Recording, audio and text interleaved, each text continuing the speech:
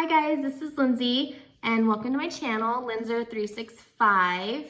All of you that are brand new, welcome to my channel. The ones that have been with me since the very beginning, welcome back. I'm just gonna go ahead and do this video. I kind of want to do an update video on everything that's been going on in my life in the last 3 years, since my last cancer update video that I did, and where am I at today, and what's the future of my treatment. Am I still gonna have to go through treatment? Do I still have cancer? What's going on? So it all started back in 2012.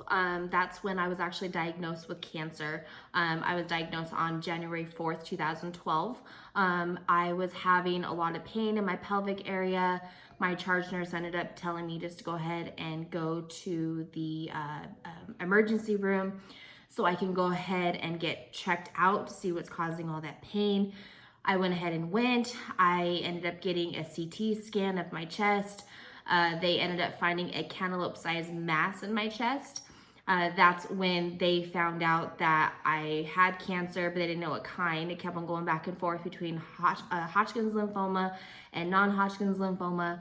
I went through core biopsies. I went through chest tubes. I went through a lot of just different tests just to try to figure out what's going on with me. All the while, I was a mom of 2. My husband was at home taking care of my kids because I was in the hospital. I ended up having to stay in the hospital for 4 weeks. At the end of the 4 weeks, when they were able to finally be able to do a biopsy surgery on me, they went ahead and they found out that I had Hodgkin's lymphoma, and they gave me a chemo regimen called ABVD, which was very, very harsh on my body. They did say that I was gonna lose my hair with it. So I went ahead and I cut my hair thinking I was gonna lose it, just thinking losing short hair would be a lot easier than losing long hair. Luckily, I did not lose my hair. It did thin out quite a bit, but I did not lose it. I didn't look like that cancer or that typical cancer patient, but I did feel like it. It did make me very, very, very sick. That regimen that I was on the first time, I had to go through for 6 months. It was once every 2 weeks, and then I had to get an injection to boost up my white cells to go ahead and help me fight against getting sick. Because the chemo that I was on, it did mess up with my immune system, and if I got sick, I would get very, very sick, what we call septic. But in the future, I did get septic. I went through radiation. I did, I would say about 20 days of radiation every single day. I went in, got radiated in my chest, and I was good for 4 months. I had no cancer. They did a PET scan. It was gone. So I was good. I was cancer free. I was thankful that I was able to get through it. And 4 months out, I ended up feeling a little bit of pressure on my chest again. I was having pain. So I went ahead and I got another scan done, and lo and behold, my cancer came back. I had to be in the hospital for about 3 to 4 days while I was getting this treatment. So at that time, I was just basically hooked up to an IV pole, which I called it my anchor, because kind of what it felt like. I was getting pumped with fluids, so I wouldn't get dehydrated because I was just very nauseous, a lot of nausea and vomiting. I was getting blood transfusions. I was getting platelet transfusions. Even on the last day of my actual salvage chemo, I actually ended up having to get a bone marrow biopsy, which if any of y'all have ever had one of those, they're very painful, extremely painful. I was given some really good meds. Don't really remember it very much. I don't remember it, but I just remember it being very painful. I remember telling the doctor, hey, this hurts. It hurts.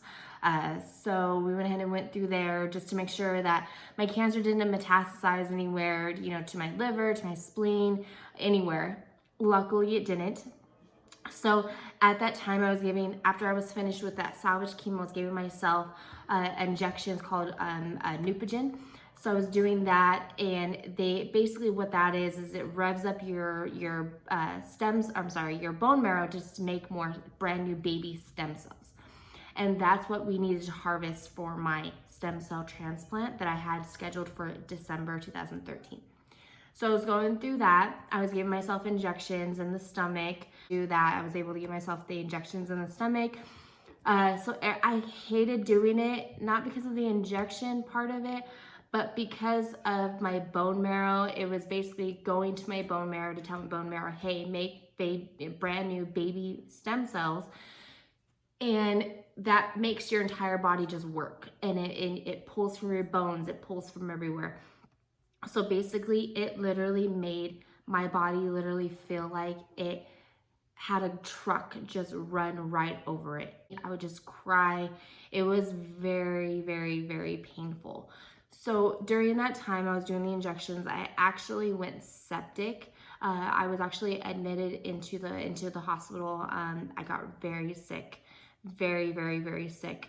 And I was nervous because I was supposed to be still giving myself these injections to rev up my bone marrow to make more stem cells. And so the doctor that when I was admitted in the hospital, the doctor there had to get in touch with my doctor, Dr. Aradat, and they actually ended up giving me the Neupogen in an IV instead of the injection. They got the order wrong. So I was given it through an IV bag, and I got it all at once instead of just individual doses. It was one big dose all at once.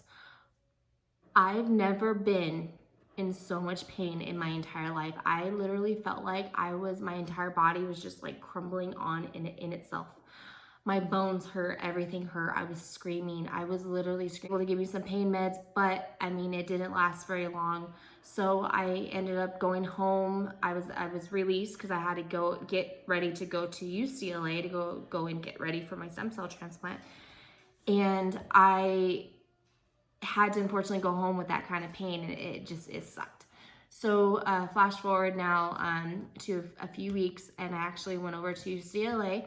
I got ready for my stem cell transplant, and let me tell you, the chemo that I had was very rough on my body.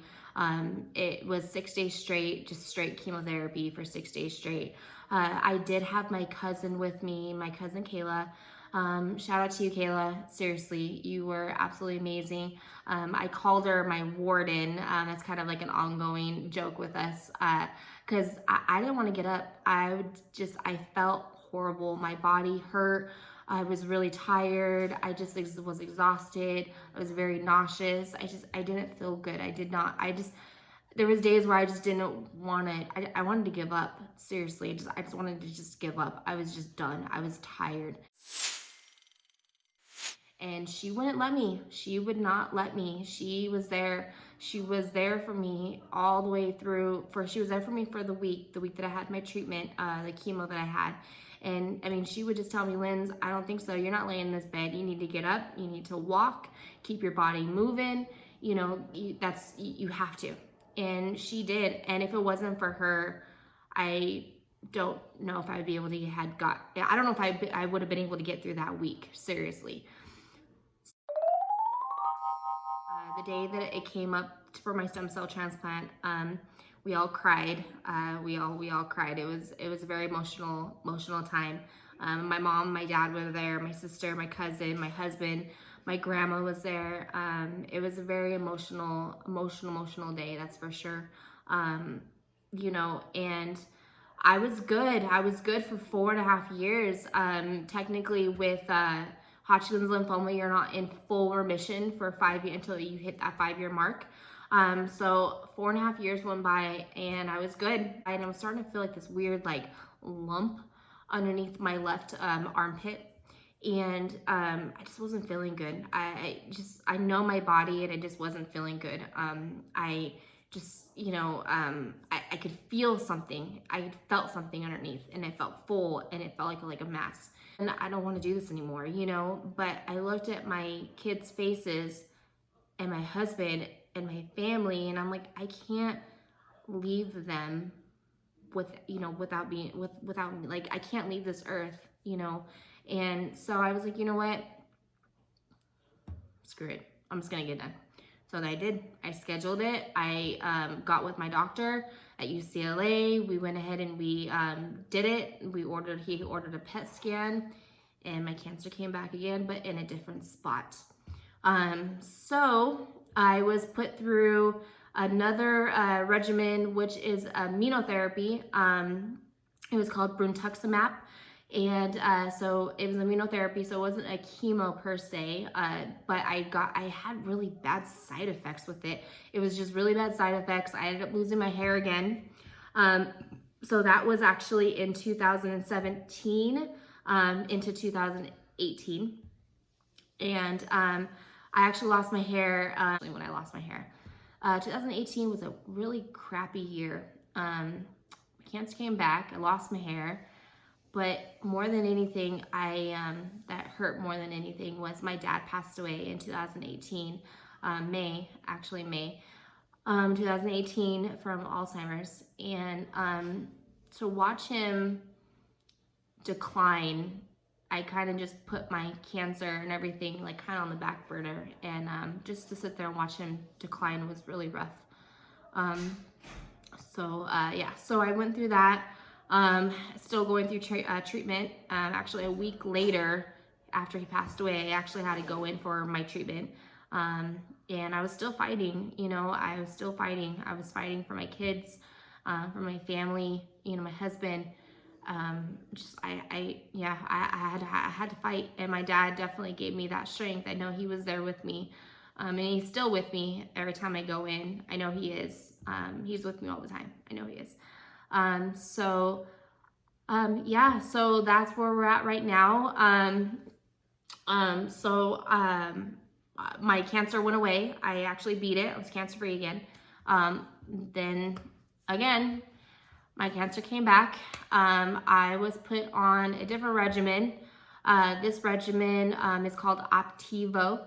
I've been on it for about 2 years now. And, this is Ellie. And, I, say hi. Hi. I'm on, my regimen called Optivo. It is an immunotherapy, and, it's not too bad. It's not too bad, actually. I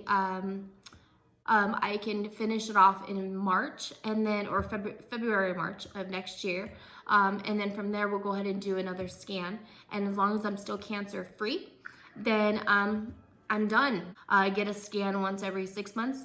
And then, you know, pray to God that I'm good. I stay cancer free, no more. But I do have an appointment this Friday. And I do plan on vlogging it, you guys. I do plan on doing that. I kind of want to give you guys like a day in a life type thing of what I go through and how it is and what it's like and everything. So if you guys really, honestly, if you guys have any questions, please comment them below. You know, if anybody knows anybody that's going through cancer, please share this video with them. You know, you can do this. You can beat cancer. You just have to have the mentality to tell yourself, I can do this. Because the minute you give up, your body's not going to want to fight anymore. And like I said, I have a lot of reasons why to fight. I have a lot. I have 3 kids. I have my husband. I have my mom. I have my sister. I'm an auntie. And so please share this video, like and subscribe my video, please. Subscribe to Linzer365. You know, I'm gonna basically take you guys along different trips that we do, give you guys updates on how I'm doing. You know, I've knocked on death's door quite a few times, and because of that, I really do live my life to the fullest every single day, and I try to love every single minute, every single second of my life with my family, with my kids. So like I said, please like and subscribe, share this video, and you want to say anything? Yeah. Okay, bye. Bye, guys. Bye, guys.